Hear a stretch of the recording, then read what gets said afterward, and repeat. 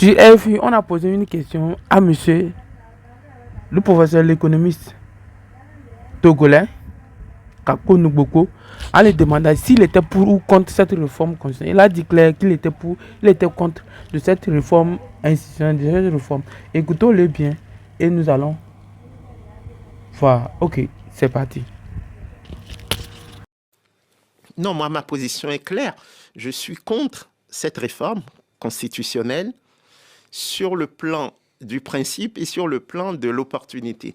Sur le plan du principe, c'est que la Constitution, c'est la loi fondamentale, c'est le contrat social. Et comme toute institution, c'est un compromis stabilisé. Et donc, quand on déstabilise un compromis, on prend un risque. Et de ce fait, je suis contre les manipulations de la loi fondamentale. Quelles que puissent être les justifications, par principe, je tiens à la stabilité du contrat social. Maintenant, du point de vue de l'opportunité, c'est une Assemblée nationale qui n'est plus vraiment en activité. Depuis le 7 janvier 2024, le mandat des députés a pris fin. Pour moi, ils évacuent les affaires courantes. C'est comme ça qu'on dit normalement, avant les prochaines législatives du 20 avril prochain.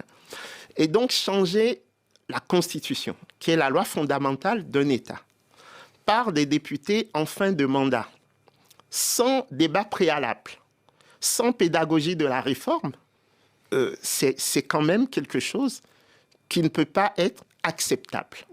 Donc c'est pour ces deux raisons que j'ai dit publiquement que j'étais contre cette réforme constitutionnelle. Après, par rapport au discours qu'on entend, que le régime parlementaire serait beaucoup plus stable que le régime présidentiel ou semi-présidentiel, ce n'est nullement avéré. Je rappelle simplement que la 4e République en France, qui était un régime parlementaire, fut le régime le plus instable qu'on ait connu. Il y avait un premier ministre tous les 6 mois quasiment. Bien sûr, ce qu'on appelait le régime des partis, avec des coalitions qui se faisaient, qui se défaisaient.